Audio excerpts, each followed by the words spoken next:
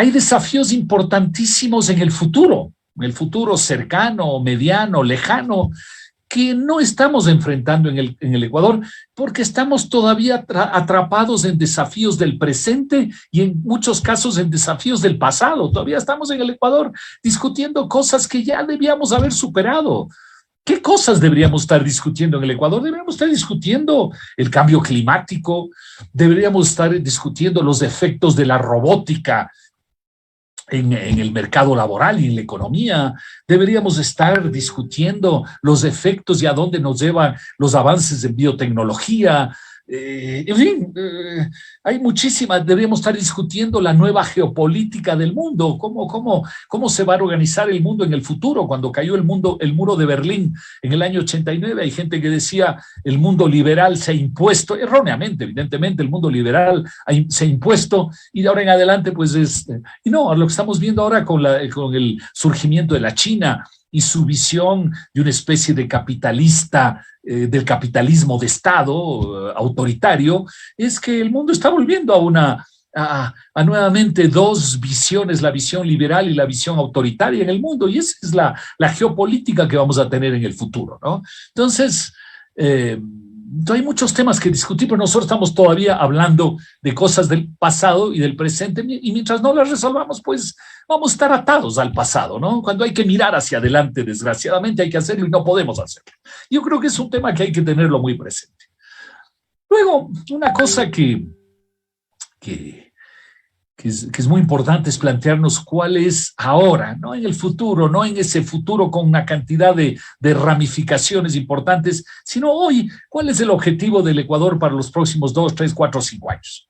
Y el objetivo fundamental, creo yo, es uno solo, es crecer más, que haya más crecimiento económico. El Ecuador tradicionalmente ha crecido alrededor del 3,5% anual, 3,5%.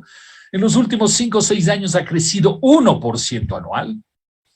Y lo uno y lo otro, obviamente el 1 es absolutamente insuficiente porque hay que pensar que la población crece al 1,5% anual, o sea, ni siquiera hemos crecido a nivel de la población, pero incluso el 3,5% es absolutamente insuficiente. Por eso es que en el Ecuador tenemos un muy mal mercado laboral, porque sistemáticamente si tú creces poco, si la actividad económica crece poco, obviamente se crean empleos insuficientes, empleos de mala calidad, etcétera, etcétera. Entonces el objetivo del Ecuador es poder crecer entre 4 y 5% al año. ¿Es eso posible? Claro que es posible. ¿Es fácil? Obviamente no es fácil, porque si fuera fácil quizás ya lo hubiéramos logrado en el pasado. Insisto, en el pasado hemos estado en el 3,5%. Tenemos que subir de 4 a 5%. Es decir, debemos aumentar 1 o 1,5% el crecimiento del país. Tal vez suena poco, 1,5% adicional, pero ese es un desafío bien importante, ¿no? ¿Y por qué necesitamos crecer más? Porque es la única manera de generar más actividad económica, más empleo, más ingresos, menos pobreza, más satisfacción de la gente, mejor política de cierta manera también. Entonces, ese es el gran desafío que tenemos en el Ecuador. Ahora, alguien podría decir, y tendría la razón, mira, crecer 4 o 5% es fácil. Y de cierta manera sí lo es. Si es que uno hace algo muy sencillo, que es actuar irresponsablemente. Crecer irresponsablemente 4 o 5% es fácil. ¿Qué hay que hacer? Hay que, por ejemplo, endeudarse. Ya, yo me endeudo y con eso crezco y todo el mundo está satisfecho. ¿Hasta cuándo? Hasta que hay que pagar esas deudas. Puedo raspar la olla. ¿Qué quiere decir raspar la olla? Quiere decir ir a tomarme plata de los unos, plata de los otros, ahorros para la jubilación en el futuro. Yo me tomo todo eso y me gasto todo eso, ¿no? También es irresponsable porque se te acaban esos fondos y ya no sabes cómo caminar. Miren, esto es como en una familia. El padre de familia puede decir a sus hijos, a su esposa, a sus hijos, en fin, a todos: vean, vamos a tener unos años espectaculares de ahora en adelante. Vamos a viajar, vamos a salir, vamos a cambiar de casa, vamos a hacer 1000 cosas, va a estar chéverísimo esto, ¿sí? Y alguien le pregunta: ¿y de dónde va a salir la plata? Dice: vean, no se preocupen, yo veo de dónde sale. ¿Y de dónde saca la plata? De deuda y de raspar la olla de todo lo que tiene la familia. Es así muy fácil. ¿no? Pero es muy malo, es irresponsable. Entonces tiene que ser un crecimiento sostenible entre el 4 y el 5%, es decir, basado en lo que es la esencia de la economía. ¿Y cuál es la esencia de la economía? Es una secuencia relativamente sencillas, digamos, de decirlo, obviamente, porque si fuera fácil de hacerlo, todo el mundo lo podría hacer y no es así. ¿Qué es la secuencia? Ahorro, inversión, buena inversión, aumento de la productividad y eso acompañado de mejores instituciones. Creo que para todos ustedes entenderlo, digamos, estar claros, más bien dicho, en lo que es el ahorro, pues no hay mucha dificultad. ¿Qué es invertir? Invertir es mirar hacia el futuro y generar instrumentos que permiten un mejor futuro, más maquinaria, más empresas, más carreteras, más escuelas, etcétera, etcétera.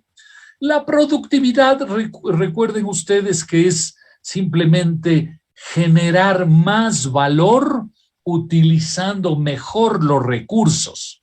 Eso es la productividad. Y lo cuarto es tener buenas instituciones. ¿Y qué es buenas instituciones? Es tener un entorno que nos permita vivir juntos de mejor manera. Por ejemplo, una buena institución es que no haya corrupción. Una mala institución es corrupción. Es la confianza entre los ciudadanos. Los ecuatorianos confiamos unos en otros, salimos a hacer acuerdos con facilidad o más bien constantemente estamos pensando, ay, si yo hago algo, me han de tratar de estafar. Por ahí ha de haber unos vivos tratando de estafarme. ¿Qué pensamos? ¿Confiamos o desconfiamos en el Ecuador? Es un tema extremadamente importante en la sociedad. Instituciones es tener un mejor sistema de justicia, etcétera. Todo eso son instituciones. Entonces, ahorro, inversión, productividad y tener buenas instituciones. Esa es la clave del desarrollo. No es fácil, pero esas cosas son las que nos llevan a poder crecer sostenidamente entre el 4 y el 5% anual. Ese es el gran desafío que hoy creo yo del Ecuador en los próximos años, peor aún habiendo salido de la pandemia y no habiendo todavía salido de la pandemia, ¿no? En medidas de actividad o de PIB por habitante, el Ecuador recién estará volviendo al nivel de antes de la pandemia hacia el año 2023-2024. ¿No? Entonces, es un desafío muy importante para que los ecuatorianos vivamos mejor, ¿no? Entonces, planteado ese desafío, creo que una de las cosas más importantes en la sociedad es disminuir el riesgo. Ahora, ustedes, si oyen, quizás ustedes, yo acabo de decir riesgo y ustedes han pensado riesgo país. No. Yo no pienso en la expresión riesgo país, pienso en un concepto más de la vida diaria y más amplio de riesgo. Pero efectivamente parte del riesgo es el llamado riesgo país. ¿Qué es el llamado riesgo país? Es simplemente la medida que hay a nivel internacional de qué tanta confianza tienen los inversionistas internacionales financieros de que el Ecuador va a pagar o no sus deudas. Ese es el riesgo país. Es decir, si yo no confío que el Ecuador va a pagar sus deudas, yo le voy a exigir un rendimiento alto a la deuda ecuatoriana porque es riesgosa. Y si es que yo creo que el Ecuador sí va a cumplir con sus compromisos en el futuro, entonces hay menos riesgo y el rendimiento de la deuda ecuatoriana en el exterior es más bajo. Eso es el riesgo país. Actualmente, por ejemplo, está en alrededor de 750 puntos, es decir, 7,5%, lo cual quiere decir que el inversionista internacional dice, en relación a comprar bonos del gobierno americano, yo necesito que el Ecuador me pague 7,5% más que los bonos americanos para yo poder tener deuda ecuatoriana, 7,5% más que los Estados Unidos, ¿no? Eso es altísimo. Y eso hay que bajarlo, deberíamos bajar a 6, a 5, a 4, ¿no? Y es un proceso de los próximos años que es muy importante. Eso es el riesgo país, pero como yo les decía, yo hablo de un concepto de riesgo un poco más de la vida diaria y más amplio, que es simplemente la pregunta, el ecuatoriano, el inversionista en general, lo que sea, que tú le haces la pregunta, si usted fuera a lanzar un negocio, a ampliar su negocio, a hacer una nueva inversión, ¿usted siente que el Ecuador hoy es menos riesgoso que en el pasado o no? Es esa pregunta muy sencilla. que no hace falta hacerles a nivel mundial a los tenedores de deuda, se le puede hacer a la persona de la esquina, que tiene un negocio en la esquina. Decirle, mire, ¿usted cómo percibe el riesgo de hacer cosas en el Ecuador? Entonces, si la persona le dice, yo percibo que está mejor, ya no es tan riesgoso, bueno, hemos mejorado. Si la persona dice, no, qué lío es hacer negocios en el Ecuador, muy complicado, no vale la pena, bueno, quiere decir que el riesgo Ecuador ha aumentado, ¿no? Entonces, es la percepción de riesgo, la gente en la vida diaria. Ahora, eso no se mide. Como les dije, el riesgo país es 750 puntos, 7,5%, ese es riesgo internacional. El riesgo interno de lo que piensa la persona de la tienda de la esquina o lo que sea, eso no se mide, ¿no? Pero ese es un tema fundamental para que el país avance, que la gente diga, tengo la confianza para caminar, para invertir, para contratar, para hacer, para tomar riesgos, ¿no? Entonces, ese es un elemento fundamental que está ahí detrás de este tema de mayor crecimiento económico. Y luego vamos avanzando hacia mirar... Un punto de orden, mi querido Pablo. Dale. Un punto de orden, mi querido Pablo. Solamente quería informarte que tenemos también, y les agradezco por su atención, a gente del Comité Ecuatoriano, a empresarios, al Comité Empresarial Ecuatoriano, a Empresarios Unidos.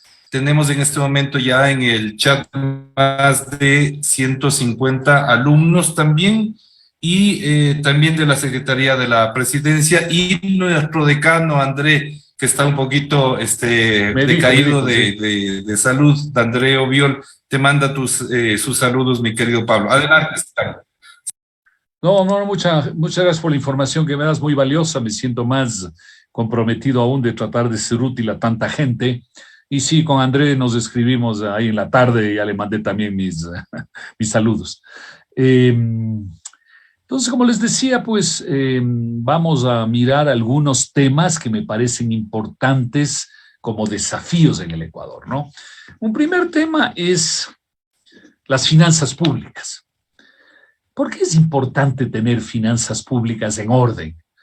Porque las finanzas públicas desordenadas generan incertidumbre, generan desconfianza, generan más riesgo y por ende disminuyen las posibilidades de inversión y de crecimiento. Es la razón fundamental para tener finanzas estatales en orden, ¿no? Y las finanzas estatales en orden, obviamente, no hay mucho misterio, es como las finanzas personales, se las puede poner en orden por dos lados, por el lado de los ingresos y por el lado de los gastos, ¿no? Uno puede decir, yo aumento los ingresos y mejoré las finanzas. O uno puede decir, yo disminuí los gastos y mejoré las finanzas, ¿no? La verdad es que en general, desde el punto de vista de los gobiernos y de la política, hacerlo primero es lo más fácil. Es decir, vea, yo aumento los impuestos, deme más ingresos y con eso yo mejoro las finanzas públicas.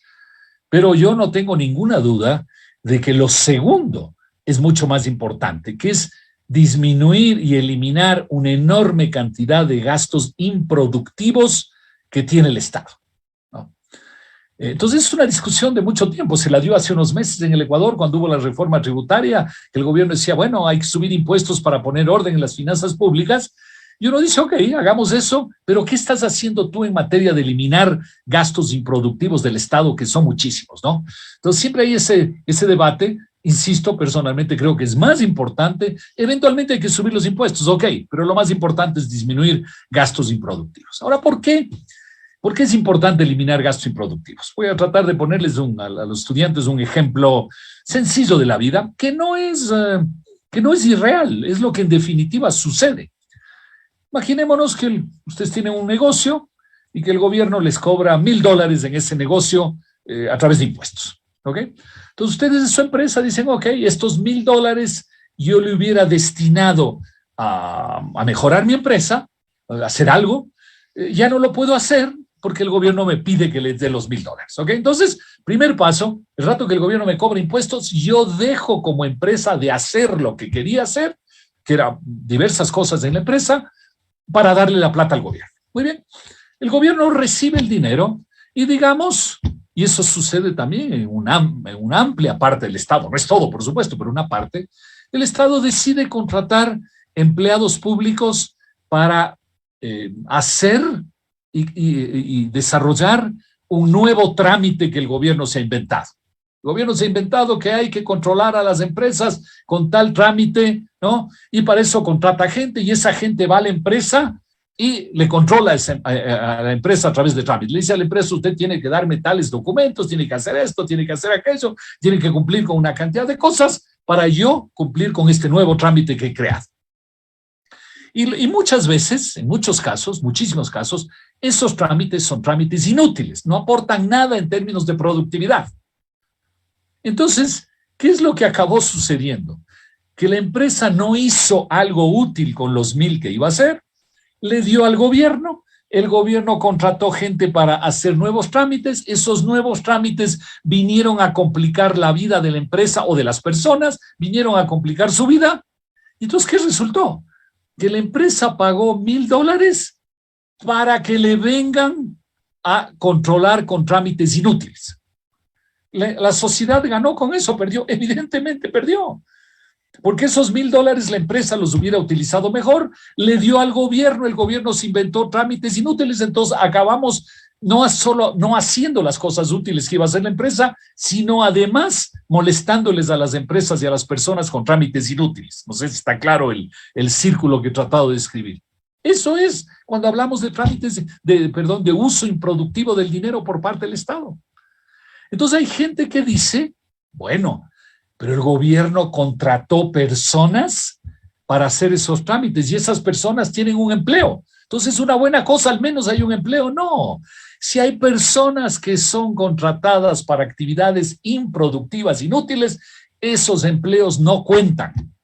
Obviamente sí cuentan para la persona, pero no cuentan desde el punto de vista de la producción y la productividad en la sociedad. Es más, con los $1,000 iniciales, capaz que la empresa iba a contratar personas para hacer cosas útiles y ya no pudo hacerlo porque tuvo que pagar impuestos con ese dinero. Entonces no estoy diciendo que no hay que pagar impuestos, lo que estoy diciendo es que todo el dinero que le damos al Estado, si es que no genera actividades productivas, es dinero malgastado en la sociedad. Por eso, nuevamente, cuando hablamos de poner orden en las finanzas públicas, la primera prioridad debe ser eliminar gastos improductivos del Estado. Ahora hay gente que dice, bueno, ¿y dónde están esos gastos improductivos? Entonces, bueno, mi respuesta es que yo no estoy pues metido en las entidades estatales como para saber exactamente en cada una dónde están los gastos improductivos. Yo sí sé en mi empresa y en mi casa dónde hay gastos improductivos, pero no puedo saber de las cientos de entidades públicas que hay. Pero tiene que ser una responsabilidad del gobierno decir en cada entidad vamos a eliminar todos los gastos improductivos que los hay. Y además sabemos que los hay. Si nosotros como usuarios todo el tiempo estamos frente a exceso de personal, a trámites inútiles, a una cantidad de cosas inútiles que suceden en el Estado. Y luego también hemos visto como ciudadanos la cantidad de inversiones malas que se han hecho en el Ecuador con nuestro dinero. Solo quiero recordar, para no volver sobre el pasado, pero cuando ustedes vayan de vacaciones a la bella provincia de Manabí y vayan cerca de Manta, pues allá está uno de los ejemplos más increíbles de mal uso del dinero. Era lo que iba a ser la refinería del Pacífico. Se gastaron $1,500 millones. Ojo, $1,500 millones. Lo que hay es un terreno aplanado, ¿no? Entre paréntesis, ese terreno aplanado sirve para muchas avionetas sospechosas que aterrizan ahí, desgraciadamente. Entonces, hay muchísimo de eso. Entonces, poner orden en las finanzas públicas a través de, eventualmente, de subir impuestos, pero sobre todo, a través de eliminar gastos improductivos. Y en esto de los impuestos, yo quisiera señalar algo que es mi filosofía, que yo creo que es la correcta, pero en todo caso lo que yo pienso, y es que en materia tributaria de impuestos, el sistema debería ser extremadamente basado en un concepto muy simple, que es los impuestos deberían ser razonables para todos, igual para todos todo el tiempo. Los impuestos deberían ser razonables, igual para todos todo el tiempo. Es decir, deberíamos decir, a ver, el impuesto a la renta en el Ecuador es demasiado alto, 25% a las empresas es demasiado alto, debería ser 15%. Y eso debería aplicarse a todos, sea quien sea, exportador, panadero, hotelero, lo que sea, haga lo que haga la gente, todos deberían tener el mismo impuesto a la renta. Y no debería haber lo que hay, que es una exoneración para el uno, una exoneración para el otro, una serie de leyes que han ido saliendo que les han beneficiado a algunos. No, en lugar del 25, todo el mundo paga 15% y todo el mundo paga el 15% sobre sus ganancias, punto. Así de sencillo. Y debería ser un proceso administrativo de relación con el SRI mucho más sencillo de lo que es, ¿no?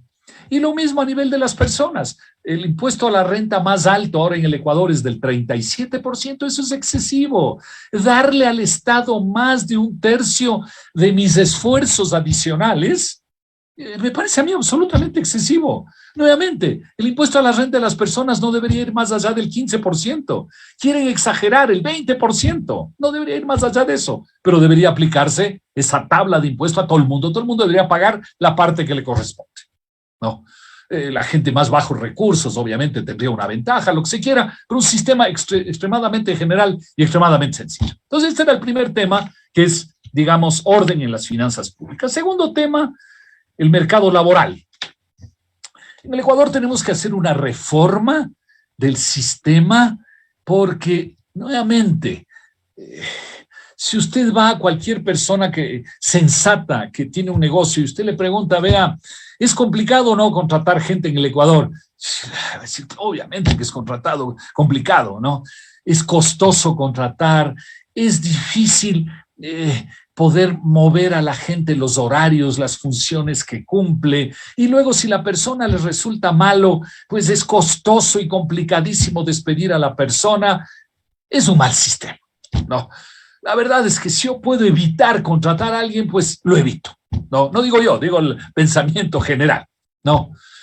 Entonces, la pregunta es, si los ecuatorianos nos sentamos entre ecuatorianos y decimos, a ver, ¿qué sería sensato modificar en el sistema laboral? Yo creo que llegamos a 3 o 4 cosas que son obvias, que no son nada del otro mundo, son obvias, ¿no?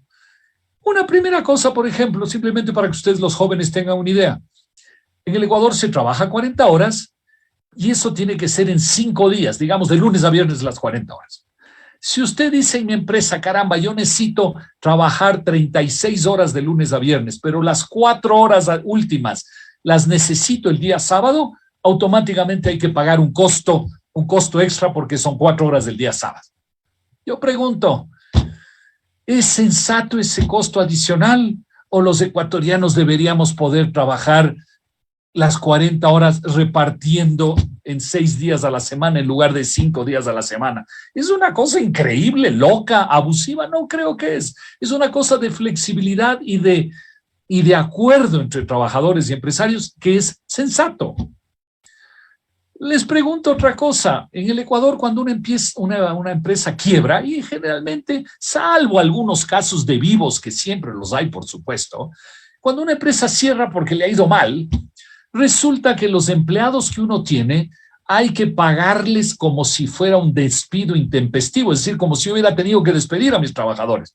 Pero ¿cómo que he tenido que despedir? Simplemente me ha ido mal en el negocio. Entonces, además de que me va mal en el negocio, yo tengo que pagar un platal a los trabajadores porque les he despedido, entre comillas. ¿Es eso sensato? No, estoy seguro que si la gente conversa y dice, no, eso no es sensato. Sí tiene que pagarme algo, bueno, porque yo también necesito, si la empresa cierra, yo también trabajador necesito vivir durante un tiempo hasta encontrar un nuevo trabajo, pero no tiene sentido que se les cobre como si fuera un despido. ¿Es sensato? Sí es sensato. Tercera cosa, entre tantas, digamos, estoy mencionando algunas para que veamos que nada son cosas de locos, ¿no? Uno dice, a ver, ¿qué tal si la empresa cae en crisis? Porque puede ser por cualquier razón, o puede ser como la pandemia el año pasado, o los problemas de Rusia actualmente que impactan a la economía ecuatoriana en ciertos aspectos. Si yo tengo problemas reales en la empresa, no inventados, porque insisto, también hay vivos en el mundo, por supuesto, pero digamos en problemas reales en la empresa. ¿Qué es lo lógico? Yo decirle a la gente, vea, usted tiene que dejar de trabajar hasta luego porque nos va mal, ¿O es más lógico poder discutir entre trabajadores y empresarios y decir, a ver, veamos mientras dura esta crisis del COVID, de la guerra de Rusia o lo que sea, veamos si encontramos un acuerdo? Por ejemplo, para trabajar en lugar de 40 horas a la semana, ya que no tenemos suficiente actividad económica, suficientes ventas, suficiente negocio, trabajemos 25 horas a la semana. Obviamente yo le voy a pagar menos a usted porque en lugar de 40 horas le voy a pagar 25, pero es mejor no tener trabajo o tener 25 horas. Es obvio que debería haber mecanismos para que las partes puedan negociar y encontrar una solución durante la época de crisis, ¿no? ¿Es sensato o no es sensato? Otra cosa importante, los jóvenes que no tienen ninguna capacitación. Un muchacho que a los 18 años no tiene mucha capacitación, no ha ido evidentemente a la universidad a los 18 años, probablemente solo ha hecho una parte de su bachillerato o ha hecho con las justas, con un mínimo de... Y ese muchacho busca un trabajo y sale a buscar trabajo y no tiene experiencia, no tiene conocimientos, no tiene experiencia, no tiene nada o tiene muy poco. Ganas sí tiene, por supuesto, pero fuera de eso tiene muy poco, desgraciadamente. Y va a una empresa y según la ley hay que pagarle un salario básico de $425 de básico, más los extras, los décimos y una serie de extras con los cuales el costo se acerca a los $600. Y el joven no puede aportar nada a la empresa porque no tiene capacitación. ¿Qué sería más lógico? No poder contratarle porque no tiene capacitación, o más bien decirle, mira, durante un año o durante un año y medio, no sé, dependiendo de las circunstancias, en lugar de los 425 que se convierten en 600, te voy a pagar 250 que se convierten en 350. Te voy a pagar un poco más de la mitad. Pero durante este año, año y medio, te voy a dar la capacitación para que al cabo de ese tiempo tú puedas en esta misma empresa o en otra empresa tener un mejor salario porque ya estás capacitado. Es decir, tu sueldo va a ser un menor salario básico, pero en cambio un proceso de capacitación para que mejore tu futuro en la vida. Nuevamente, eso para los jóvenes es una cosa loca, es un abuso o es una forma de poder relacionar de mejor manera a las empresas y los trabajadores. Bueno, es la reforma laboral.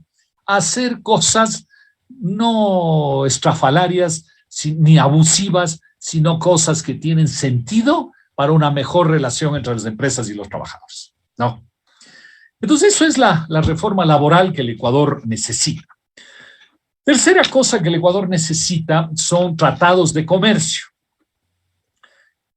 Un país pequeño, y eso es una regla básica de la vida económica y de la experiencia económica, un país pequeño necesita abrirse al mundo para encontrar oportunidades.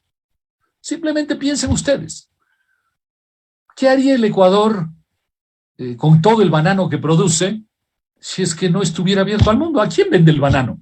¿Acaso los ecuatorianos vamos a comer 10 veces más banano de lo que comemos? No, pues ya comemos bastante, ¿no? Ya nos llevamos un banano en la lonchera, ya nos comemos en la mañana, nos comemos en la tarde y luego el verde le hacemos con el pescado y ya comemos bastante, sí. Pero tendríamos que comer 10 veces más. Las flores que el Ecuador produce. Tendríamos que comprar 10 veces más flores si no hubiera el mundo. Y yo sé, los ecuatorianos somos románticos y todo lo que querramos, pero tampoco podemos andar regalando 10 veces más flores de lo que regalamos, ¿no? Por más románticos que seamos. ¿A quién venderíamos tanto camarón que produce el Ecuador? ¿No? Ya hacemos el camarón encocado, el camarón al ajillo, el camarón con esto, ya, pero tendríamos que comer 10 veces más camarón. Entonces el mundo es el que nos permite desarrollar esas actividades. Entonces, pequeños países como el Ecuador, si estuviéramos en Estados Unidos no habría problema. Los propios americanos nos comeríamos el banano, nos comeríamos los camarones, regalaríamos las flores y no necesitaríamos al mundo. Pero el Ecuador chiquito no. Entonces,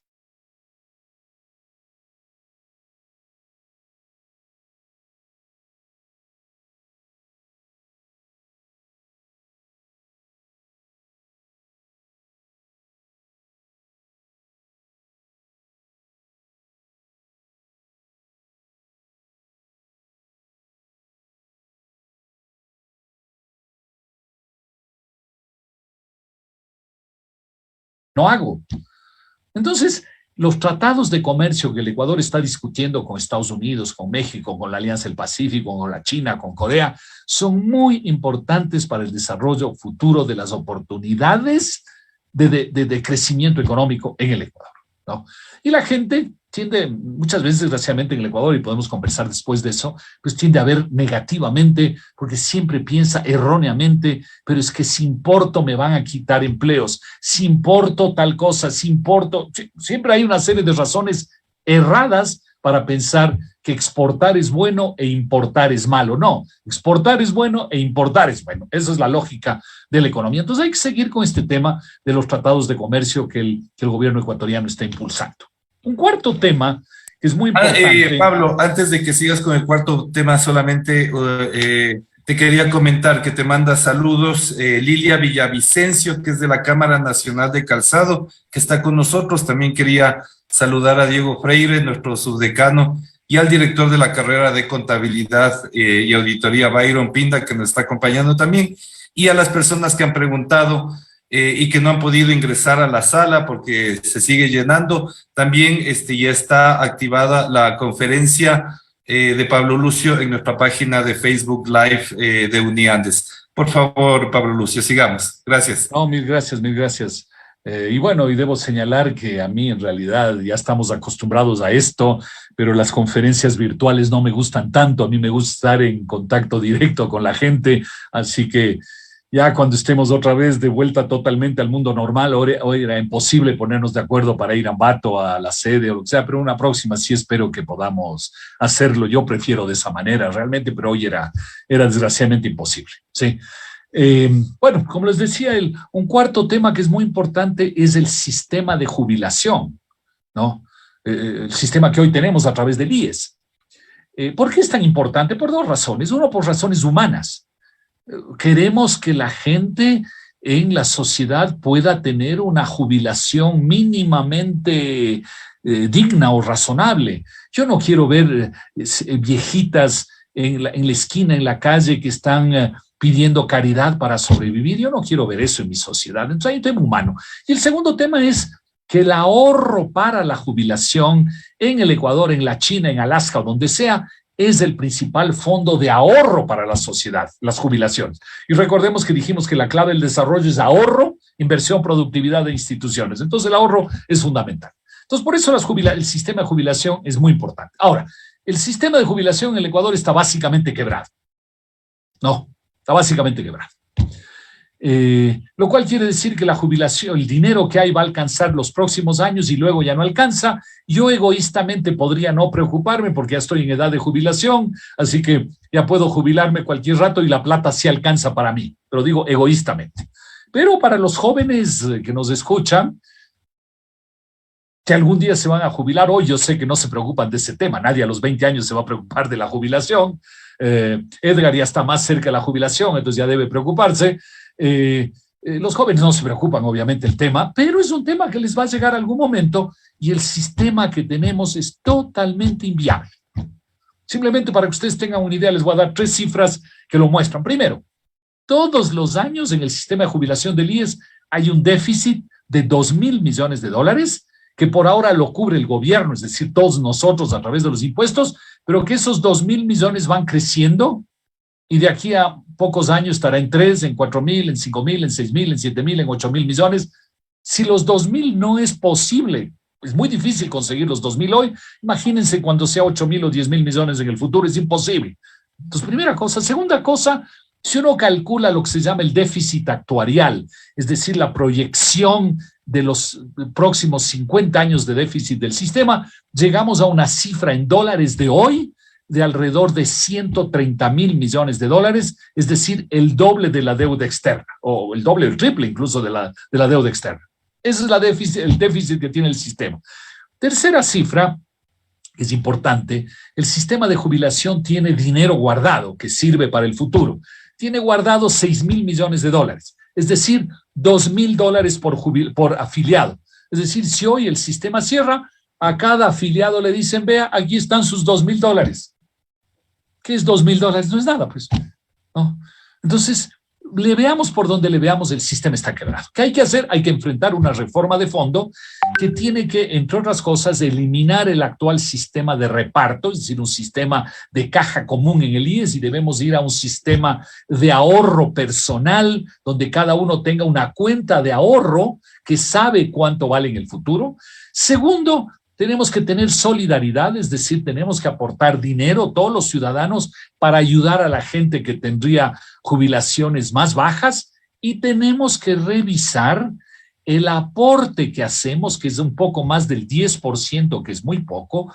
Tenemos que revisar las jubilaciones que son demasiado altas en el Ecuador en relación a la capacidad del sistema, y tenemos que revisar los años de jubilación y de aporte que hace de aporte y de jubilación que tiene cada uno de los afiliados. Y hay que hacer una revisión integral del sistema, insisto, empezando por un tema de cambiar el actual sistema de caja común a un sistema de ahorro individual. No es fácil, pero hay que caminar en esa dirección. Como nos quedan 2 minutos, solo quiero señalar un par de cosas más que tenemos que hacer en el Ecuador y luego podremos conversar con ustedes. La primera es, tenemos que impulsar, bueno, si queremos, y si no queremos, no, pero bueno, es una decisión de los ecuatorianos, una decisión política de los ecuatorianos, de la política con mayúsculas, es impulsar la minería y el petróleo, ¿no?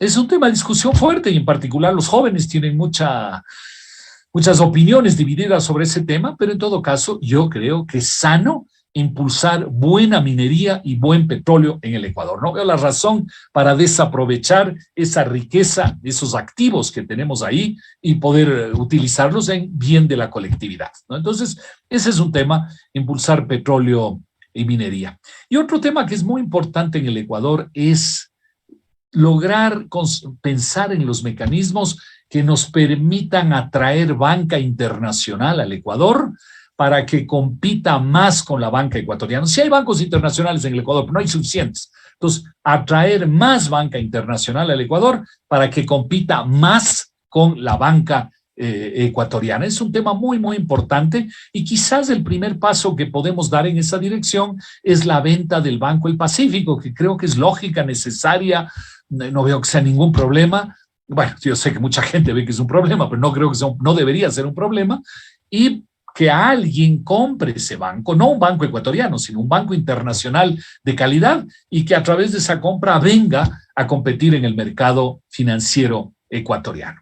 Entonces, ven ustedes, hemos mencionado varios temas, las finanzas públicas, el tema laboral, el tema de la minería, el petróleo, la atracción de banca internacional, el tema de la jubilación, en fin, el tema de los tratados internacionales. En fin, ahí estamos hablando de algunos temas, y hay otros más. Lograr que esas cosas, 6, 7, 8 cosas se hagan, nos va a permitir crecer al 4 o 5% anual. ¿Hay que hacer el 100% de esas cosas? No, hay que ser realistas. En la vida no es que uno logra hacer todo lo que cree que hay que hacer, ni en la vida personal, ni en la vida empresarial. Pero si logramos, digamos, hacer entre un 60 y un 70% de esas cosas, yo creo que el Ecuador puede caminar creciendo más, generando más empleo, generando mejor calidad de vida a los ecuatorianos, y esos son los desafíos que tenemos. Así que manteniéndome en los 50 minutos que me habían pedido, he hecho un poco lo que quería compartir con ustedes. Espero que haya sido útil, sea motivador, y pasamos pues a la parte de preguntas y conversación. Muchas gracias a todos ustedes por su paciencia. Gracias, Pablo. Sabes que la primera pregunta es de nuestro decano. Él me recomendó mucho porque tú sabes, es el presidente del sector hotelero, del gremio hotelero más bien, y a él le ha afectado mucho el tema de la inseguridad. Algunos países y algunas agencias ya nos consideran una cuasi narcorrepública, y él pregunta, ¿cómo tú crees que se puede solucionar este tema y cómo se podría reemplazar esta, digamos que industria gris? ¿Con qué ingresos? ¿Cómo se puede, sin que haya un desbalance? Porque de hecho sabemos que ya está protagonizando un porcentaje importante en nuestra economía. Mira, no me gusta, por eso no he mencionado el tema, no me gusta hablar de las cosas que no sé. Eh, Cómo se enfrenta esa inseguridad, cómo se enfrenta este riesgo de un narcoestado, que no creo que el Ecuador sea un narcoestado, pero creo que hay raíces peligrosas. Como tú bien dices, Edgar, es un tema de mucha importancia eh, maligna, pero importante en la economía. Yo estimo, viendo diversos estudios, que probablemente estas actividades ocultas en el Ecuador representan 3-4% del PIB, es decir, es una cosa muy importante, entre 3.000 y 4.000 millones de dólares al año. Pero cómo se ataca eso no sé, lo único que sí sé como ecuatoriano es que hay que atacar. Ujú. ¿No? Porque si dejamos crecer esas raíces, luego como cualquier raíz maligna, luego es mucho más difícil de atacar, ¿no? De acuerdo. Bueno, Sebastián Cornejo menciona que el turismo es una de las soluciones al crecimiento para alcanzar las metas planteadas. Siempre se lo menciona, pero no se le da la importancia que tiene en la economía, más bien es una opinión. Joan Chicaiza menciona o pregunta, ¿cómo podríamos reducir el riesgo país? Sí, es una muy buena pregunta. Esa percepción de riesgo hay que mejorarla haciendo muchas de las cosas que hemos dicho. Por eso yo les decía, más que el riesgo país medido por a nivel internacional por los financistas, es esa percepción de riesgo que sentimos nosotros, ¿no? Es decir, que podamos mañana decir, yo pongo un negocio en el Ecuador con cierta tranquilidad. ¿Por qué? Porque yo veo que la economía está creciendo más, porque yo veo que las relaciones laborales son más sensatas, entonces no es una soga al cuello que yo me pongo cuando contrato a alguien, porque tengo un sistema de jubilación que me protege mejor el futuro, porque no he hablado de eso, pero obviamente es un tema fundamental, porque veo que la justicia funciona mejor, entonces cuando tengo conflictos legales hay un sistema que me permite enfrentar ese tipo de temas. Y luego a la persona que preguntó, yo le diría una cosa que es bien importante y que no tiene que ver con los políticos ni con nadie, que es mejorar la actitud de los ecuatorianos en nuestra vida diaria frente a nuestros conciudadanos. A veces tendemos a pensar que nosotros actuamos muy bien, pero los problemas son solo los políticos. Pero póngase a pensar en la vida diaria cuántas actitudes negativas tenemos nosotros, ¿no? Cuando estamos en el tráfico, ¿cómo no tratamos de aprovecharnos del tráfico? Cuando estamos en un trámite, ¿cómo no tratamos de aprovecharnos de alguna amistad o algún contacto para yo sí poder resolver mis trámites o pasar una platita a alguien para que se puedan resolver? Es decir, tenemos también que cambiar nuestra actitud en la vida diaria para una mejor convivencia colectiva. Entonces yo creo que ese es el conjunto de cosas. Yo sí quisiera tomar, sin saber del tema, pero quisiera tocar el tema del turismo, porque hay que recordar que lo importante es desarrollar actividades que tienen valor, perdón, que tienen valor para los clientes, ¿no? Es lo fundamental. Es decir, si el Ecuador se dedica a hacer cosas inútiles, obviamente no vamos a generar valor. Lo importante es poder desarrollar actividades que tienen clientes y tienen potencial. Y evidentemente, no ahora en el COVID, pero digamos en circunstancias normales, el turismo es una actividad importante. ¿Por qué? Porque todos los ciudadanos dentro del país y fuera del país tratan de salir a turistear, ¿no? Todos los humanos tratamos de salir a turistear de una otra razón, de una otra manera, ¿no? Entonces, es una actividad de presente y de futuro, ¿no? Y entonces hay que aprovechar eso para atraer turistas, atraer clientes, etcétera. Entonces el turismo es una actividad de valor por eso, no porque se llame turismo, sino porque es una actividad de valor, porque la gente en el mundo quiere salir a turistear. Como digo, tal vez un poquito menos ahora con el COVID, pero es una actividad que la gente quiere salir. La gente no quiere quedarse en su casa sin hacer nada, la gente quiere salir y moverse. Y entonces hay que ofrecerle condiciones en esa dirección. De acuerdo, gracias, Pablo. De hecho, Sebastián Cornejo es expresidente de la FENACAPTUR. Saludos, Sebastián. Lilia Villavicencio, que tú sabes que es presidenta de la Cámara Nacional de Calzado, nos pregunta, la liquidez es un tema, bueno, excelente exposición, la liquidez es un tema prioritario. ¿Será posible que en corto plazo, en corto o en mediano plazo, o en cuánto? ¿Podemos pensar que la banca internacional puede venir al Ecuador? Son dos preguntas de Lilia. Saludos, Lilia, por cierto. Sí, Lili, saludos, con mucho gusto, un abrazo. Mira, empezando por lo segundo, yo creo que muchas veces lo que tenemos que hacer es ser prácticos y no solo mirar la teoría. La teoría es: tratemos de atraer banca internacional al Ecuador. Lo práctico es: empecemos por un caso atractivo, y para mí ese caso atractivo se llama Banco del Pacífico, ¿no? Entonces, en lugar de buscar la solución perfecta, empecemos por una solución que es el Banco del Pacífico y veamos si logramos atraer alguna buena entidad financiera internacional que ponga competencia, y luego el rato que los otros vean que hay uno más en el mercado internacional, en el mercado ecuatoriano, perdón, que se está moviendo, pues luego motivarles a otros a también que vengan, luego habrá cambios que se puedan hacer o lo que sea, pero como te digo, yo creo que lo primero es arrancar con un tema concreto, que es el Banco del Pacífico, ¿no? Sobre el tema general de la liquidez, bueno, la economía ecuatoriana en los últimos, yo diría, 12 a 15 meses tiene mucho más liquidez. La Reserva Internacional es una buena demostración de la liquidez que hay en la economía. El sistema financiero está sólido, el crédito ha aumentado. Siempre puede mejorar, por supuesto, pero ha mejorado. Las tasas de interés en algo han bajado, pero insisto, creo que ponerle más competencia es un tema fundamental.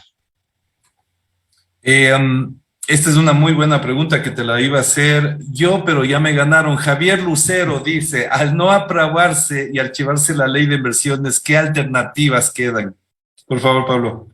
A ver, yo creo que, y esto yo les llamo ponerle turbo a la acción del gobierno, es que a veces creemos que no se puede hacer nada si no hay cambios en las leyes, ¿no?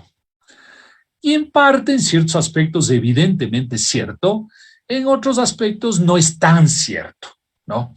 Entonces ahora uno dice, ya no hay la ley de inversiones, y entonces ya no se puede hacer nada, ya no va a haber inversión en el Ecuador. No. Mira, una de las cosas que se plantea en la ley son las alianzas público-privadas. ¿Acaso el gobierno ya no puede hacer nada con los privados porque no salió la ley? No, el gobierno muchos aspectos puede hacer con el sector privado. Por ejemplo, hay carreteras que mejorar en el Ecuador, ¿no? Bueno, hagámoslo con la empresa privada a través de concesiones.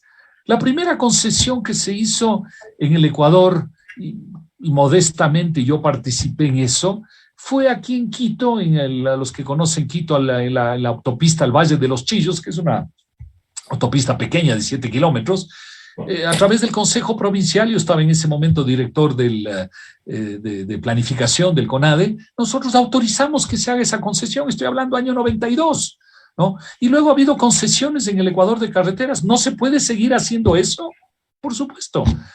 Y mira, en esto, siempre paréntesis, hay una cosa que en el Ecuador tenemos que hacer, porque si no es imposible que no lo hagamos en este siglo ya, que es una autopista de verdad de Quito a Guayaquil.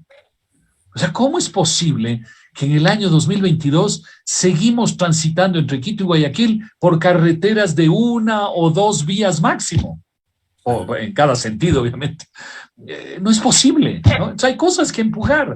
En materia laboral, digamos que el gobierno no puede mandar al Congreso una ley laboral. ¿Acaso no hay cosas que sí se pueden hacer directamente a través de decretos del presidente, a través de reglamentos del Ministerio del Trabajo? Sí se puede hacer, ¿no? Entonces también se puede empujar. Entonces yo creo que hay muchas cosas en el Ecuador que sí se pueden hacer. Lo que decíamos hace un rato, eliminación de gastos improductivos del Estado, disminuir, más bien dicho, eliminar el impuesto a la salida de divisas, que es un muy mal impuesto, bajar aranceles, en fin, tanta cosa que se puede hacer. Por eso yo digo, a mí me parece que ahora, en lugar de pensar en la bronca política y pensar en la muerte cruzada, lo que el gobierno debería centrarse en es decir, a ver, yo voy a ponerle turbo a la acción del gobierno y vamos a hacer todas estas cosas que son útiles para el Ecuador y que para esas cosas no le necesitamos a la Asamblea Nacional. Si la Asamblea acompaña bien y si no, igual el gobierno empuja. Entonces, para mí es la hora de ponerle turbo a la acción del gobierno.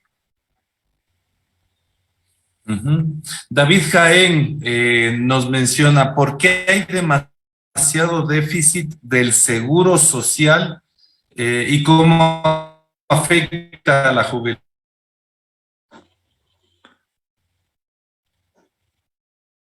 Sí, Hola, te perdía, Pablo, ¿me escuchaste? te perdí, Edgar, en el camino. No sé si es solo yo que te perdí o todos te perdimos. Bueno, ya regresé. Ya, sí, regresaste. Sí, sí te oí la ¿Por qué pregunta. David Jaén No, sí, menciona, sí, por dale, qué sigue, hay... sigue. sí, ok, Mira, las razones son dale, muchas. dale. Las razones son muchas. Por ejemplo, el hecho de haber tenido durante tanto tiempo, hasta el año 2000, haber tenido tanta inflación y tanta devaluación de la moneda, fue carcomiendo el valor del patrimonio, digamos, de la seguridad social. Por eso ahora están bajo, apenas 6.000 millones de dólares. La mala administración, porque hemos tenido obviamente malas administraciones y administraciones corruptas en la seguridad social. El hecho de haber hecho malas inversiones, ya sea inversiones con los propios afiliados, inversiones con el gobierno, en fin, ese es otro factor que ha aumentado el déficit. Es decir, hay muchos factores que son internos al sistema. Luego hay el hecho de que la demografía ha cambiado. Hay que estar conscientes que antes una persona cuando llegaba a los 60 años tenía 10, 12, 13 años de vida, de esperanza de vida cuando llegaba a los 60 años. Hoy una persona que llega a los 60 años tiene 24 años de esperanza de vida, ¿no? Entonces, obviamente, el sistema fue calculado con la esperanza de vida de antes y ahora la esperanza de vida es mucho mayor. Entonces, tampoco el dinero alcanza por eso. Digamos que eso no es culpa de nadie, es simplemente que por suerte la demografía ha mejorado, la gente vive más y vive mejor. Luego hay que estar conscientes que en el Ecuador uno aporta entre 10 y 11% de su sueldo a la jubilación, entre 10 y 11%, y luego recibe entre 75 y 100% de sus 5 mejores años económicos. Entonces, si cualquiera de ustedes estudiantes coge una hoja Excel y dice, a ver, yo gano tanto, bueno, lo que sea, le calculo el 10-11% de aporte y luego quiero recibir entre el 75 y el 100% de mis mejores 5 años, no cuadra, las finanzas no cuadran. Estás aportando muy poco y pidiendo demasiado. No alcanzan. Entonces, ahí de entrada hay un déficit, ¿no? Entonces, todas esas causas son las que han llevado a la quiebra del sistema de jubilación y por eso tiene que haber un cambio radical del sistema. Finalmente, Joan Chicaiza pregunta nuevamente respecto con el aumento de la tasa de interés de la Fed, ¿qué impactos se podrían apreciar en Ecuador? ¿Habría algún impacto o no se sentiría? A ver, esta es una pregunta bien interesante y yo estamos sacando el día de mañana un número de nuestra publicación Coyuntura Express sobre ese tema, el día de mañana sale. Aquí hay dos escenarios posibles. La Fed, el Banco Central de los Estados Unidos, está subiendo la tasa de interés, ha subido un poquito y ha anunciado que va a seguir subiendo durante el año, un poquito a poquito. Solo para que tengan una idea, la tasa del Banco Central de los Estados Unidos estaba hasta hace 15 días atrás en 0,25% y la idea es que probablemente llegue a 2,5% el año próximo, a mediados del año próximo. Aquí puede haber dos escenarios, como digo. Bueno, primero entendamos por qué sube. Sube la tasa de interés para tratar de frenar la inflación en los Estados Unidos y lo mismo están haciendo otros bancos centrales para frenar la inflación en los Estados Unidos sin afectar demasiado el crecimiento económico. Eso es lo importante, es bajar la inflación sin afectar demasiado el crecimiento económico. Entonces, como decía, ya lo dije 3 veces y todavía no empiezo, pero digamos, puede haber dos escenarios. Primer escenario, las cosas salen bien.